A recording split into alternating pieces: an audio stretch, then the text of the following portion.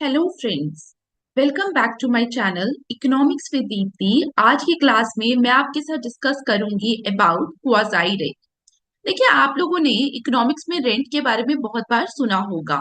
In fact जब हम micro economics में थियरी ऑफ डिस्ट्रीब्यूशन के बारे में बात करते हैं तो वहां पे जब आप फैक्टर्स ऑफ प्रोडक्शन पढ़ते हैं तो while discussing the factors of production हम लोग क्या बोलते हैं कि जो लैंड है, land is one of the factors of production. तो लैंड को क्या मिलता है? लैंड को एज रिवॉर्ड क्या दिया जाता है? रेंट दिया जाता है। क्या दिया जाता है? रेंट दिया जाता है। तो यहाँ पे जो रेंट आप पढ़ते हो लैंड के पर्सपेक्टिव में, वो एक अलग फिनोमिना है। लेकिन अनलाइक दैट, हम लोग जब क्वाजाई रेंट के बारे में बात करते हैं, हम लैंड के बारे में बात नहीं करते। हम लोग यहाँ पे क्या बोलेंगे? हम अदर देन लैंड बात करेंगे। जो हमारे बाकी फैक्टर्स ऑफ प्रोडक्शन है, हम उनके बारे में बात करते हैं अदर देन लैंड।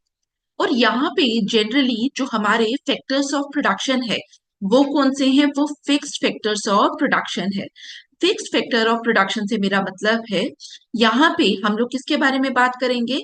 हम कैपिटल इन्वेस्टमेंट के बारे में बात करेंगे इन case of quasi rent. Capital investment के बारे में बात करेंगे। अब यहाँ पे जब हम कैपिटल इन्वेस्टमेंट के बारे में बात करते हैं तो आपको पता है प्रोडक्शन फंक्शन जब भी हम डिस्कस करते हैं तो शॉर्ट रन के अंदर हमारे क्या होते हैं? शॉर्ट रन के अंदर हमारे कुछ फैक्टर्स फिक्स होते हैं, कुछ वेरिएबल होते हैं। पर जैसे ही हम शॉर्ट रन से लॉन्ग रन के अंदर शिफ्ट करते हैं तो हमारे सारे फैक्टर्स क्या बन जाएंगे? वेरिएबल बन जाएंगे। तो मैंने अभी आपको क्या बोला कि यहाँ पे क्वाजाई रेंट के अंदर हम लोग क्या बोल रहे हैं? हम फिक्स्ड फैक्टर्स ऑफ प्रोडक्शन के बारे में बात करने की कोशिश कर रहे हैं। हम उन फैक्टर्स ऑफ प्रोडक्शन के बारे में देखना चाह रहे हैं कि जो क्या है, फिक्स्ड है। और फिक्स्ड हमेशा कहाँ पे होंगे? शॉर्ट रन में, क्योंकि लॉन्ग रन में सारे फैक्टर्स क्या हो जाते हैं? वेरिएबल हो जाते हैं। तो यहां से आपको समझना पड़ेगा कि जब हम क्वाजाई रेंट के बारे में बात करेंगे तो यहाँ पे हम नंबर वन किसके बारे में बात करेंगे? हम फिक्स्ड फैक्टर्स ऑफ प्रोडक्शन के बारे में बात करेंगे। Fixed factors of production. और दूसरा हम लोग यहाँ पे क्या बोलेंगे कि ये वो फिनोमिना है जो कहाँ पे होगा? जो शॉर्ट रन पे होगा। शॉर्ट रन में होगा, इसका मतलब हम ये भी बोलने की कोशिश कर रहे हैं कि जब हम शॉर्ट रन से शिफ्ट होकर लॉन्ग रन में चले जाएंगे तो ये फिनोमिना क्या हो जाएगा? ये फिनोमिना खत्म हो जाएगा। इसका मतलब कहीं ना कहीं हम तीसरा पॉइंट क्या बोल रहे हैं? It is a temporary phenomena. क्या बोल रहे हैं? It is a temporary phenomena. I hope आपको एक बैकग्राउंड क्लियर हुआ कि यहाँ पे हम शॉर्ट रन पे बात करेंगे, हम फिक्स्ड फैक्टर्स ऑफ प्रोडक्शन पे बात करेंगे, और हम ये बोलकर चलेंगे कि ये क्या है? ये एक टेम्पररी फिनोमिना है। तो क्वाजाई रेंट में बेसिकली क्या हुआ? क्वाजाई रेंट के अगर बारे में हम बात करें, ये भी एक इकोनॉमिक रेंट है। लेकिन नॉर्मली हम इकोनॉमिक रेंट के बारे में जब भी बात करते हैं, हम land age factor of production के बारे में बात करते हैं। हम बोलते हैं कि जो लैंड को रिवॉर्ड मिल रहा है that is your rent. But in case of quasi rent आप लोग क्या बोलेंगे कि यहाँ पे भी it is basically an economic rent. लेकिन ये कैसा इकोनॉमिक रेंट है? That is temporary in nature. That is temporary in nature. जैसे ही आप शॉर्ट रन से लॉन्ग रन में जाओगे तो ये इकोनॉमिक रेंट खत्म हो जाएगा, ये डिसिपेट हो जाएगा। ठीक है, तो यहाँ पे टेम्पररी है, ये आपको समझ आया? नहीं तो अगर आपसे कोई पूछे कि रेगुलर इकोनॉमिक रेंट के बारे में जब भी हम इकोनॉमिक्स में बात करते हैं उस पे और क्वाजाई रेंट पे क्या डिफरेंस है, तो आप बोलेंगे कि जो नॉर्मल इकोनॉमिक रेंट है वो हम लोग क्या कहते हैं? वो हम बोलते हैं it is due to the permanent scarcity of land. Ricardo's theory याद है? तो वहां पे लॉन्ग रन में जो लैंड थी वो क्या हो जाती थी? वो इनइलास्टिक हो जाती थी। इस तरीके से डायग्राम बनती थी। इनकम डिस्ट्रीब्यूशन वाली जो मैंने आपको क्लास पढ़ाई थी उसमें मैंने आपको बोला था कि इस तरीके से डायग्राम बनती थी। जैसे ही हम यहाँ पे पहुंचते थे, जब स्कार्सिटी सिचुएशन आती थी, बियॉन्ड दैट हमारे पास क्या होता था? Economic rent. ओ, लैंड की जो स्कार्सिटी है वो तो परमानेंट ही होगी ना। लैंड को आप बना नहीं सकते, आप इंक्रीज नहीं कर सकते, ना ही डिक्रीज कर सकते हैं। जो नेचर ने आपको लैंड प्रोवाइड की है वही आपके पास फिक्स अमाउंट ऑफ लैंड है। तो जब नॉर्मल इकोनॉमिक रेंट के बारे में हम बात करते हैं तो हम लोग क्या बोलेंगे? हम बोलेंगे that is due to the permanent scarcity.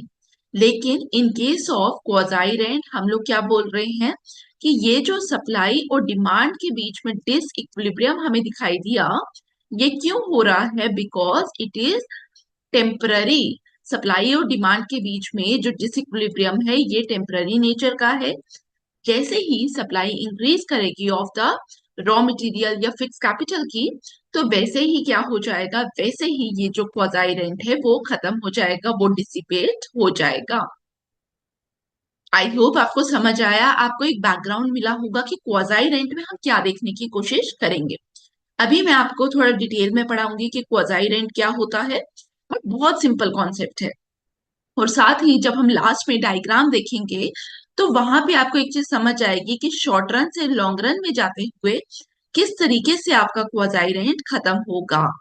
Clear? ठीक है, तो आप स्टार्ट करते हैं, लेकिन उससे पहले अगर अभी तक आपने चैनल को सब्सक्राइब नहीं किया, आई रिक्वेस्ट आप चैनल को सब्सक्राइब करें। और साथ ही अगर आपको ये वीडियोस वैल्यूएबल लगती है then please like, share, subscribe and comment. And this is the brief introduction about me. आप पॉज करके वीडियो को देख सकते हैं। अब यहाँ पे क्वाजाई रेंट, आपको ये तो पता चल गया कि क्वाजाई रेंट है क्या। तो सबसे पहले definition of quasi rent, I hope आप लोगों के पास पेन और नोटबुक होगी। अगर नहीं होगा तो आप स्क्रीनशॉट ले सकते हैं और घर जाकर पेन और नोटबुक लेकर प्लीज लिखिए, नोट्स बनाइए। ठीक है, तो यहाँ पे क्वाजाई रेंट की सबसे पहले डेफिनेशन के बारे में बात करेंगे। तो मैं बहुत बार बोलती आई हूँ क्लास के अंदर कि it is a temporary economic phenomena. तो अगर आपसे कोई क्वाजाई रेंट के बारे में पूछे तो आप क्या बोलेंगे? Quasi rent is the temporary economic rent earned by a factor of production in the short run.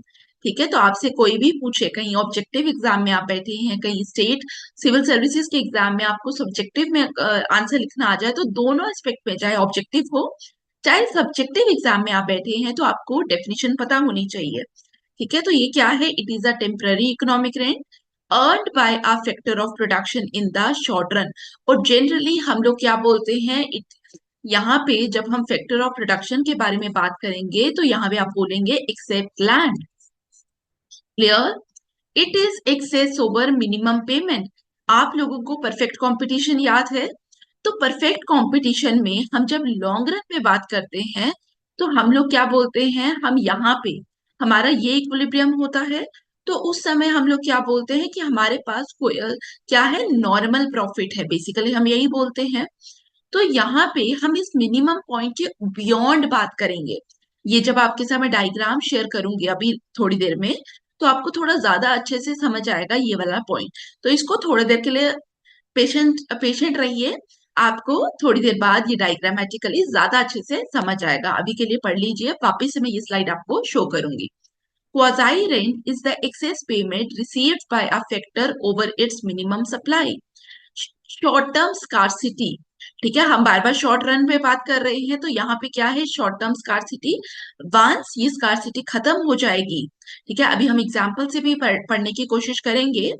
तो जैसे ही ये स्कार्सिटी खत्म हो जाएगी तो वैसे ही क्या हो जाएगा, वैसे ही आपका ये क्वाजाई रेंट जो है वो इरेडिकेट हो जाएगा। Quasi rent arises due to a short term scarcity of a factor of production. ठीक है, तो एक एग्जाम्पल से समझने की कोशिश करते हैं। फॉर एग्जाम्पल, हमने क्या बोला कि ये शॉर्ट टर्म स्कार्सिटी से हो रहा है, शॉर्ट टर्म स्कार्सिटी से हो रहा है। जब आप बोल रहे हैं शॉर्ट टर्म स्कार्सिटी से, लेट से हम लोग एग्जाम्पल में लेते हैं कि आपके पास हाउसिंग कंस्ट्रक्शन के बारे में बात कर रहे हैं। तो हाउसिंग के लिए हमें क्या चाहिए, हाउसिंग कंस्ट्रक्शन के लिए, घर बनाने के लिए वी नीड रॉ मटेरियल। तो one of the raw material is cement. आप किसी भी रॉ मटेरियल पे बात कर सकते हैं। तो आई एम कंसीडरिंग सीमेंट हमारे पास क्या है, रॉ मटेरियल है जिसकी शॉर्ट हो गई। अगर आपके पास सीमेंट की शॉर्टेज होगी तो आप घर नहीं बना पाओगे। इसका मतलब इस पर्टिकुलर पीरियड के अंदर डिमांड जो है, डिमांड तो है मार्केट के अंदर, लेकिन बिकॉज सीमेंट आपके पास कम है तो सप्लाई क्या हो जाएगी, supply will fall in the market. जब सप्लाई फॉल कर जाएगी तो हमारे पास सिचुएशन क्या आ जाएगी, डिमांड ग्रेटर देन सप्लाई। तो इस समय क्या होगा, हमारे पास बिकॉज सप्लाई नहीं है तो यहाँ पे क्या हो जाएगा, यहाँ पे सरप्लस अर्निंग्स आना शुरू हो जाएंगी। लेकिन ये जो हमारे पास सरप्लस अर्निंग्स आ रही हैं, उसका नेचर क्या है? सरप्लस अर्निंग का नेचर, सरप्लस अर्निंग्स का नेचर है हमारे पास शॉर्ट रन का। क्योंकि जैसे ही थोड़े टाइम बाद सीमेंट की जो स्कार्सिटी थी वो मार्केट के अंदर खत्म हो जाएगी और हमारे पास वापिस से सीमेंट अवेलेबल होना स्टार्ट हो जाएगा, तो ये जो सप्लाई जो कम हो रही थी वो क्या हो जाएगी? वो वापिस से बढ़ना स्टार्ट हो जाएगी। और एक पॉइंट ऐसा आ जाएगा जहां पे हमारे पास घर बनना स्टार्ट हो जाएंगे and demand will be equal to supply. तो यहाँ पे जो आपके पास सरप्लस अर्निंग्स आ रही थी because of scarcity of supply, वो मार्केट से एबॉलिश हो जाएगी, वो मार्केट से इरेडिकेट हो जाएगी। और हमारे पास जो क्वाजाई रेंट है वो क्या हो जाएगा? वो खत्म हो जाएगा। तो शॉर्ट रन से लॉन्ग रन में आते समय आपको समझ आया कि जैसे ही हमारा ये डिसइक्विलिब्रियम खत्म होकर हम इक्विलिब्रियम पॉइंट पे आएंगे तो हमारा क्या हो जाएगा? इकोनॉमी में हमारा क्वाजाई रेंट इरेडिकेट हो जाएगा। दैट्स वाई हम लोग क्या बोल रहे हैं? It is because of the short term scarcity. Clear? तो अब आप जहां पे भी बैठे हैं, जहां पे भी क्लास पढ़ रहे हैं, एक बार डेफिनेशन रीड करिए वापिस से। अगर आपसे कोई पूछे क्वाजाई रेंट क्या है, नंबर वन आपके दिमाग में क्या आएगा? Temporary economic rent. तो वहां से आपके डेफिनेशन आनी चाहिए दिमाग में। Quasi rent is the temporary economic rent earned by a factor of production in the short run. Quasi rent याद रखना, it is a short run phenomena. Excess over minimum payment. Quasi rent is the excess payment received by a factor over its minimum supply. And the last one is it is due to the short term scarcity. तो आप बोल सकते हैं quasi rent arises due to the short term scarcity of a factor of production. I hope आपको definition clear हुई about the quasi rent. ठीक है, तो यहां से एग्जाम्पल समझ आई। फिर भी कोई डाउट है आप मुझे कमेंट बॉक्स में फ्री होकर पूछ सकते हैं। आपको डेफिनेशन पे डाउट आ रहा है, आपको डायग्राम में जब हम पढ़ेंगे किसी भी पॉइंट पे डाउट आता है, please feel free to ask anything in the comment box. अब यहाँ पे करेक्टरिस्टिक्स ऑफ क्वाजाई रेंट के बारे में हम बात करेंगे। क्वाजाई रेंट के अगर बारे में बात करें तो ये क्या है? यहाँ पे सरप्लस अर्निंग्स है, और जब भी आप सरप्लस अर्निंग्स के बारे में बात करते हैं, whether it is in the short run और इन द लॉन्ग रन, जो आपके पास एक्स्ट्रा अर्निंग्स आ रही है वो हम क्या बोलते हैं in economic terms? That is your profit. तो हम यहाँ पे क्या बोल रहे हैं? Quasi rent is a short run phenomena.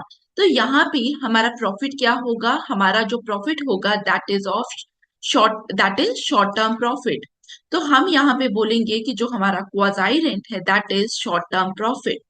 Quasi rent refers to the short-term profit earned by a firm due to temporary scarcity of resources। जैसे मैंने अभी आपको बताया एग्जाम्पल के थ्रू कि जैसे ही इकोनॉमी के अंदर सीमेंट की स्कार्सिटी खत्म होना स्टार्ट हो जाएगी, सप्लाई और demand after some point, after a point of time क्या हो जाएगा? सप्लाई और डिमांड का जो इक्विलिब्रियम है वो वापस से एस्टैब्लिश हो जाएगा।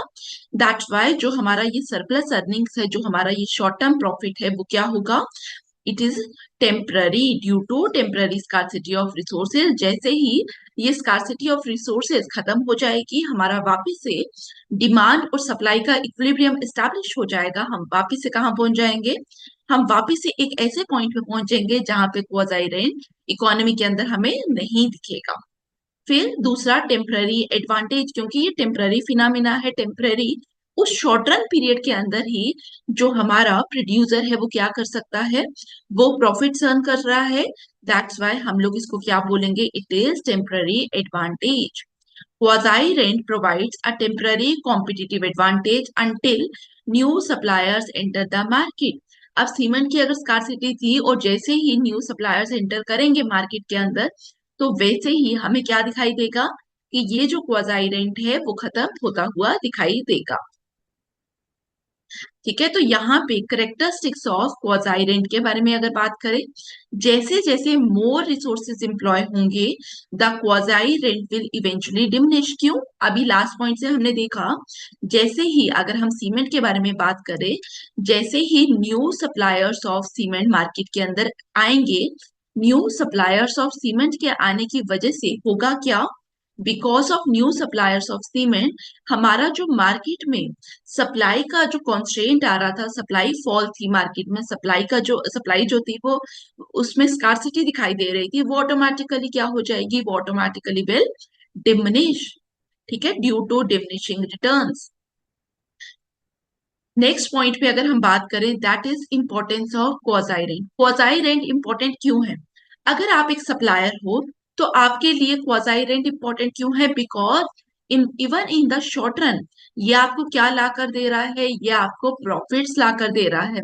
It is extra earnings, it is your excess earnings, it is your surplus earnings. Excess earnings है ये आपकी, it is your surplus earning. That's why हमारे लिए अगर हम सप्लायर के परस्पेक्टिव से देखेंगे तो क्वाजाई रेंट जो है वो आपके लिए टेम्पररी इकोनॉमिक एडवांटेज का एक जरिया है। और कौन नहीं चाहेगा even in the short run कि हमारे पास प्रॉफिट आए? एवरीवन वांट्स कि हमारे पास प्रॉफिट आए। अगर आप एक बिजनेसमैन है, अगर आप एक सप्लायर है, आप एक प्रोड्यूसर है, तो आप चाहेंगे कि हमारे पास क्या आए, हमारे पास शॉर्ट रन में ही इनफैक्ट प्रॉफिट आए।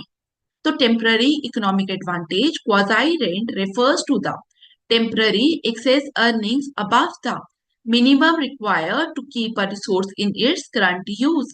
Number two, incentive for investment. आप जब इन्वेस्टमेंट कर रहे हो, ठीक है, आपने क्या किया, अगर हम हाउसिंग के बारे में बात करें तो जिन लोगों के पास हाउसिंग सेक्टर के अंदर जब सीमेंट की स्कार्सिटी होगी, जिन लोगों ने जिन बिल्डर्स ने एक्स्ट्रा घर बनाए हुए थे, वही क्या करेंगे, वही at that particular time demand को कैटर कर सकते हैं। डिमांड को वही कैटर करेगा जिसके पास एक्स्ट्रा घर बने हुए थे। तो इसका मतलब बिकॉज आप लेटर ऑन क्वाजाई रेंट को अर्न करना चाहते हो तो आप क्या करोगे, आप इन्वेस्ट करते रहोगे, आप घर बनाते रहोगे। अगर हम हाउसिंग सेक्टर पे बात कर रहे हैं तो बिल्डर घर बना रहा है, चाहे at particular time at present उसके पास उतनी ज्यादा डिमांड नहीं भी है, लेकिन उसको पता है कि लेटर ऑन डिमांड आने वाली है, इस पर्टिकुलर सेक्टर के अंदर डिमांड आने वाली है। दैट्स वाई वो क्यों इन्वेस्ट करेगा, because quasi rent acts as an incentive for investment. Quasi rent provides an incentive for firms to invest in specialized assets and resources. And the last one is competitive advantage.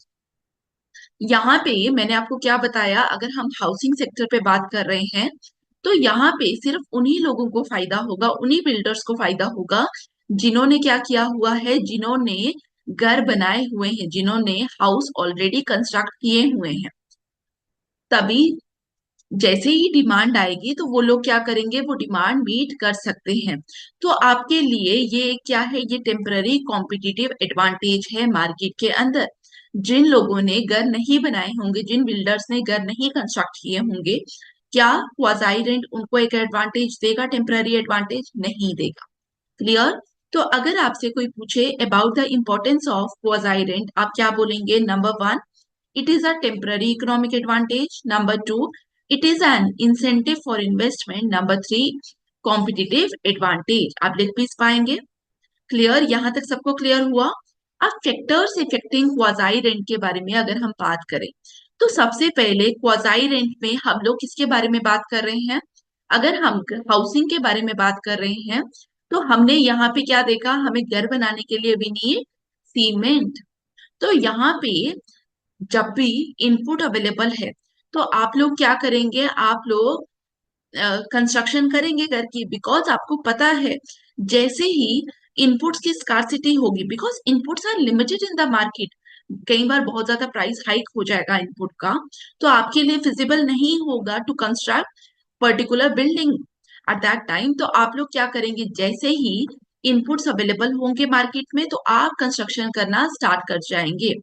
Input की scarcity होगी तो eight that time quasi rent जो है उसका phenomena exist करेगा। तो सबसे पहले हम लोग क्या करेंगे, अवेलेबिलिटी ऑफ इनपुट्स को देखेंगे। It affects the quantity of output that can be produce. Number two, elasticity of demand, ये मैं अभी आपको थोड़ी देर में बताऊंगी। Number three is the market compatibility. जैसे ही मार्केट प्राइसेस हायर होंगे तो यहाँ पे क्या होगा, मार्केट प्राइसेस नॉर्मल सिनेरियो में अगर प्राइस हायर होता है तो क्वांटिटी डिमांडेड क्या हो जाती है, फॉल कर जाती है नॉर्मल सिनेरियो में। लेकिन जब स्कार्सिटी हो जाती है, स्कार्सिटी के केस में क्या हो जाता है, हाई प्राइसेस पे भी लोग डिमांड करना स्टार्ट हो जाते हैं। तो यहाँ पे क्वाजाई रेंट पे क्या हो रहा है, स्कार्सिटी हो रही है। तो इट इज अ पॉसिबिलिटी जहां पे जो प्रोड्यूसर है, जो सप्लायर है, वो हाई प्राइस को चार्ज कर सकता है। क्लियर यहाँ तक सबको? अब यहाँ पे स्कार्सिटी ऑफ रिसोर्सेज पे हमने बात की। Number one, limited supply. Quasi rent क्यों होता है, अगर आपसे कोई पूछे अभी तक आपको क्लैरिटी मिल जानी चाहिए। क्वाजाई रेंट एराइज क्यों होता है? It arises due to the limited availability of resources. Clear? Number two, inelastic demand. Inelastic demand में हम लोग क्या कहते हैं कि अगर जब रिसोर्सेज स्केर्स हैं, ठीक है, रिसोर्सेज स्केर्स होंगे तो प्राइसेस क्या होंगे, प्राइसेस हाई होंगे। लेकिन अगर प्राइसेस हाई हो तो दो तरीके से पॉसिबिलिटीज बनती है। प्राइसेस हाई हो अगर क्वांटिटी डिमांडेड को इम्पैक्ट नहीं किया जा रहा, मतलब लोगों के लिए ये चीज जरूरत की है, जैसे घर के बारे में बात करें तो लोगों को जिनको चाहिए उनको चाहिए, तो वो तब भी डिमांड करेंगे। लेकिन कुछ प्रोडक्ट्स ऐसे हैं, अगर कपड़ों के बारे में बात करें तो जब प्राइसेस बहुत ज्यादा इंक्रीज कर जाते हैं तो लोग क्या करेंगे, लोग कहेंगे जैसे ही सेल सीजन आएगा तो हम क्या करेंगे, हम चीजें खरीदना स्टार्ट कर जाएंगे। तो उस समय क्वांटिटी डिमांडेड जो है वो इंक्रीज नहीं होती है। तो जब इंक्रीज नहीं हो रही, इनफैक्ट प्राइसेस के बढ़ने से अगर वो फॉल कर जाए क्वांटिटी डिमांडेड, तो हम लोग क्या बोलेंगे, it is elastic demand. Elasticity of demand पता है ना आपको? तो अगर नहीं पता जाकर वीडियो देखिए। अब प्राइसेस हाई हो जाएं और ऐसी कॉमोडिटी है हमारे सामने जिसकी क्वांटिटी डिमांडेड प्राइसेस हाई होने पे कम होनी चाहिए थी, बट क्वांटिटी डिमांडेड पर कोई इम्पैक्ट ही नहीं आ रहा। जितना लोग पहले डिमांड कर रहे थे उतना लोग आज भी डिमांड कर रहे हैं। One such example is salt. ठीक है, तो ऐसे प्रोडक्ट जिनकी डिमांड इन इलास्टिक है, वहां पे हमें क्या दिखाई देगा, वहां पे हमें क्वाजाई रेंट दिखाई देगा। अदर देन दैट, अगर हमारा प्रोडक्ट ऐसा हो जिसमें प्राइस बढ़ेंगे तो लोग क्या करें, क्वांटिटी डिमांडेड को फॉल करना स्टार्ट कर दे, तो ये वो प्रोडक्ट्स है जो इलास्टिक डिमांड के हैं। और यहाँ पे हमें क्वाजाई रेंट का फिनोमिना नहीं दिखता। हमें क्वाजाई रेंट कहाँ पे दिखता है, जहां पे प्रोडक्ट की डिमांड क्या होगी, इन इलास्टिक। इनफैक्ट ये जो पॉइंट है ये आपको पता होना चाहिए फॉर नेट एग्जाम। अगर आप नेट के लिए, सेट के लिए पढ़ रहे हैं, वहां पे ये आपसे ऑब्जेक्टिव के तौर पे पूछा जा सकता है। Number three is the barriers to entry. Obstacle to new competitors increase scarcity and quasi rent. मैंने अभी आपको थोड़ी देर में पहले बताया था कि जैसे ही न्यू जो कॉम्पिटिटर्स है, अगर उनकी पॉसिबिलिटी हो जाए टू एंटर द मार्केट, तो उस समय क्या होगा, if new competitors can enter the market, eight that time क्या होगा, इकोनॉमी के अंदर स्कार्सिटी इरेडिकेट हो जाएगी, सप्लाई बढ़ना स्टार्ट हो जाएगी और क्वाजाई रेंट खत्म हो जाएगा।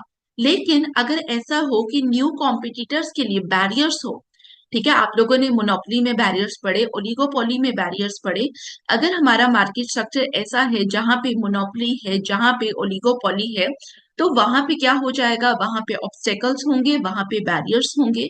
और बैरियर्स होंगे तो सप्लाई कभी बढ़ेगी ही नहीं। अगर बढ़ेगी भी तो बहुत कम अमाउंट में बढ़ेगी। तो वहां पे क्वाजाई रेंट जो है वो रहेगा। लेकिन जहां पे ऑब्स्टेकल्स नहीं होंगे वहां पे क्वाजाई रेंट हमें देखने को नहीं मिलेगा। दैट्स वाई हमने क्या लिखा, barriers to entry, obstacle to new competitors increases scarcity and quasi rent. Clear? यहां तक सबको समझ आया? अब हम डायग्राम पढ़ेंगे और फिर क्लास खत्म करेंगे। डायग्राम इज इंपॉर्टेंट, तो ध्यान से देखना। और जब भी इकोनॉमिक्स के बारे में हम बात करते हैं, जब भी आपसे सब्जेक्टिव एग्जाम लिखेंगे आप, ठीक है, तो वहां पे आपके लिए डायग्राम बनाना इंपॉर्टेंट हो जाता है। स्पेशली आप में से जो लोग यूपीएससी इकोनॉमिक्स ऑप्शन के लिए प्रिपेयर कर रहे हैं, उन लोगों को मैं बोल दूं, आप लोगों के लिए डायग्राम जो है दैट इज वेरी इंपॉर्टेंट। ठीक है, तो यहाँ पे डायग्राम बनाएंगे। डायग्राम हमारी कौन सी रहेगी, हमारी डायग्राम हम बना रहे हैं परफेक्ट कंपटीशन की। ठीक है, तो हमारी डायग्राम है परफेक्ट कंपटीशन की। तो यहाँ पे we have output on the X axis और प्राइस या कॉस्ट हमारे पास कैसे है, वाई एक्सिस पे। जब आप परफेक्ट कंपटीशन बनाते थे तो आपको याद है, this is your average revenue is equal to marginal revenue, ऐसे ही होता था। तो यहाँ पे हम लोग क्या करते थे, यहाँ पे भी हम क्या लेंगे, average revenue is equal to marginal revenue. तो ये जो मेरी पीएल लाइन है ये मेरा क्या बता रहा है, it shows my average revenue is equal to marginal revenue. AR is equal to MR लिखने की जरूरत नहीं है, लेकिन मैं आपको समझा रही हूँ। मे भी काफी लोग आप में से ऐसे बैठे होंगे क्लास के अंदर जो परफेक्ट कंपटीशन रिवाइज करके नहीं आए होंगे, तो उनको उनके लिए सिंप्लीफाई करने की कोशिश कर रही हूँ। अब यहाँ पे हम लोग एवरेज टोटल कॉस्ट और एवरेज वेरिएबल कॉस्ट को लेंगे। एवरेज टोटल कॉस्ट है ये आपके पास, और मुझे आप बताइए कि एवरेज वेरिएबल कॉस्ट इसके नीचे आएगी ऊपर आएगी, नीचे आएगी, क्यों? बिकॉज टोटल कॉस्ट हमारे पास क्या होता है, it is equal to fix cost plus variable cost, यही होता है। तो हम लोग क्या करेंगे, हम लोग यहाँ पे वेरिएबल कॉस्ट को भी ड्रॉ करेंगे। क्लियर? अब हम here we have marginal cost, और परफेक्ट कंपटीशन में जहां पे एमसी और एमआर बराबर होता था वहीं पे हमारे पास क्या होता था, इक्विलिब्रियम होता था। तो हमारे पास पी क्यू, हमारे पास ओ एम क्यू पी, ये हमारे पास क्या है, O M Q P, it is the total product. ठीक है, टोटल हमारे पास इतना जो रेवेन्यू है, टोटल रेवेन्यू क्या होगा, प्राइस इनटू आउटपुट। तो it is your O M Q P is the total revenue. अब out of this total revenue हमें क्या देखना पड़ेगा, हमें क्वाजाई रेंट देखना पड़ेगा। तो क्वाजाई रेंट हमारे पास क्या होता है, मैं यहाँ लिख रही हूँ, quasi rent is equal to, इसका फॉर्मूला है टोटल रेवेन्यू अर्न, आप लोग प्लीज लिख लेना, ये वाला डायग्राम बना लीजिए, total revenue earn minus total variable cost. तो टोटल वेरिएबल कॉस्ट हमें देखना है, हमें टोटल कॉस्ट नहीं देखना, हमें क्या देखना है, हमें टोटल वेरिएबल कॉस्ट देखना है। तो ओ, तो यहाँ पे ओ एम क्यू पी मेरे पास क्या है, टोटल रेवेन्यू।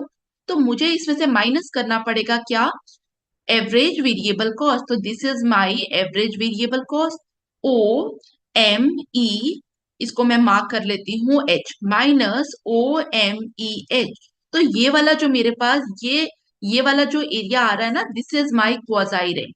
ये मेरे पास क्या है, क्वाजाई रेंट। आप लोगों ने यहां तक ड्रॉ किया? ठीक है, मैं इसको इरेज कर लूं। अगर आप लोगों ने नहीं ड्रॉ किया, आप इसको पॉज करिए वीडियो को और फिर आप ड्रॉ कर लीजिए। ठीक है, मैं अभी के लिए थोड़ा सा इरेज कर देती हूँ। अब हम लोग एज्यूम करते हैं कि पहले हमारा प्राइस था ओपी, लेकिन after a point of time price क्या हो जाएगा, फॉल हो जाएगा, न्यू कॉम्पिटिटर्स एंटर करके मार्केट में। जब न्यू कॉम्पिटिटर्स एंटर करेंगे मार्केट के अंदर तो सप्लाई विल ऑटोमेटिकली इंक्रीज। तो सप्लाई जब भी इंक्रीज करेगी मार्केट के अंदर तो हमारा प्राइस फॉल करता है, आपको पता है ये। ठीक है, तो प्राइस अगर आपका, सॉरी, अगर आपका प्राइस फॉल कर गया, ठीक है, तो यहाँ पे हमारा क्या हो गया, प्राइस फॉल कर गया, मेरी ये लाइन सीधी नहीं है तो आप लोग सीधी ड्रॉ करना, मैं इसको इरेज करके ड्रॉ करती हूँ।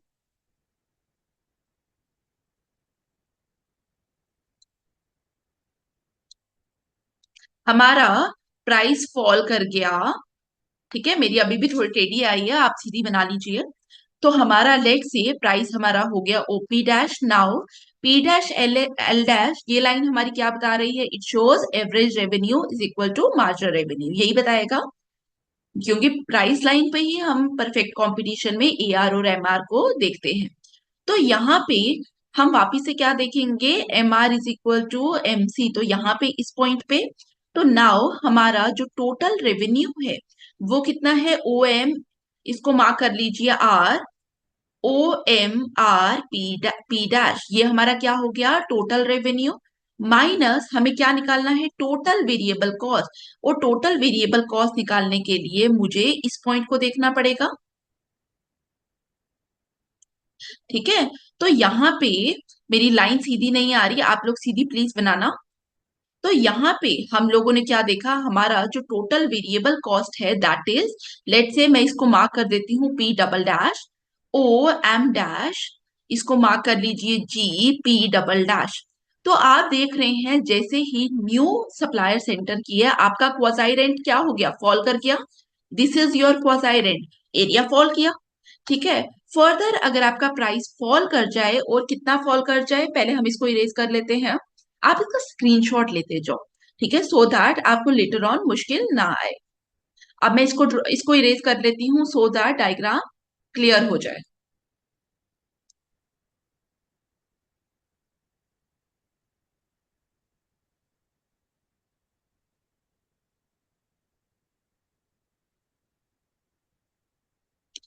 प्राइस में कितना फॉल कर रही हूँ इस चीज को समझना।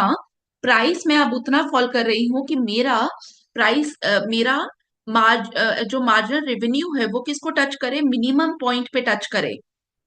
ठीक है, क्योंकि मैंने आपको जब लिखवाया भी था तो मैंने आपको एक चीज लिखवाई थी कि यहाँ पे हम लोग क्या करेंगे, टिल आपका जो मिनिमम कॉस्ट में हम पहुंचेंगे वहां पे आपका क्वाजाई रेंज जो है वो इलिमिनेट हो जाएगा मार्केट से। ठीक है, तो यहाँ पे आप लोग जब डायग्राम ड्रॉ करेंगे तो थोड़ा ध्यान से ड्रॉ करना मेरी डायग्राम में तो यहाँ पे लेट से अगर मैं यहाँ पे मेरी डायग्राम थोड़ी करेक्ट नहीं है, तो यहाँ पे अगर मैं बोलूँ कि this is the minimum point, तो यहाँ पे अब मेरा क्या हो जाएगा, मेरा यहाँ पे डायग्राम वापस बना लेते हैं।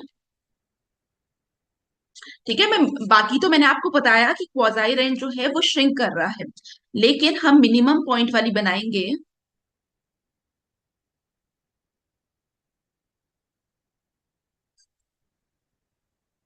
ठीक है, तो यहाँ पे हमारा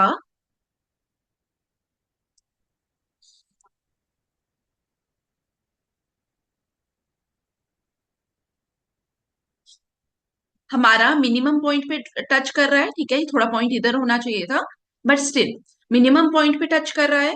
तो यहाँ पे अगर आप देखेंगे this is my average variable cost. अब यहाँ पे अगर मैं आपसे पूछूं टोटल रेवेन्यू कितना है, आप मुझे बोलेंगे ओ एम डबल डैश, इसको मार्क कर लेते हैं एस टी। ठीक है, आप कुछ भी मार्किंग दे लेना। तो हमारा क्वाजाई रेंट था किसके बराबर, quasi rent it is equal to total revenue earned minus total variable cost. तो टोटल रेवेन्यू आप कितना अर्न कर रहे हैं, O M double dash S T, minus हम लोग क्या देखेंगे, total variable cost. Total variable cost भी आपकी कितनी है, सेम है। तो इसका मतलब क्वाजाई रेंट क्या हो जाएगा, जीरो। और क्वाजाई रेंट जीरो हमें कहाँ पे दिखा, जहां पे हमारा मिनिमम पॉइंट पे हमें इक्विलिब्रियम मिल रहा है। ठीक है, तो यही चीज हम लोगों ने बोली थी। अब वापिस से चलते हैं स्लाइड पे जहां पे मैंने आपको बोला था, वापिस एक बार देखेंगे।